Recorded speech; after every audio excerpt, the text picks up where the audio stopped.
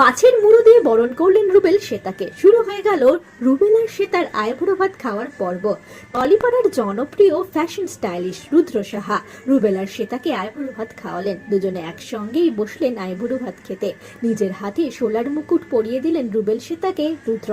আপনারা দেখছেন আইবুড়ো ভাত খাওয়ার মুহূর্তে খানিক খুনসুটি করছেন অভিনেতা রুবেল দাস।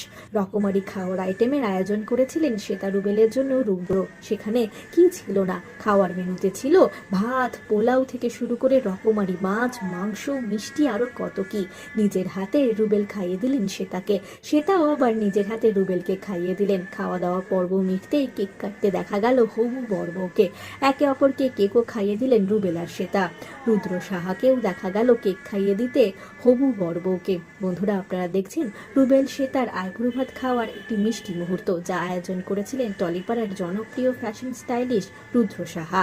জানুয়ারি মাসেই বিয়ের পিড়িতে বসছেন রুবেল আর শ্বেতা। দুজনের জন্য রইল আমাদের তরফ থেকে অনেক শুভেচ্ছা, অনেক শুভকামনা।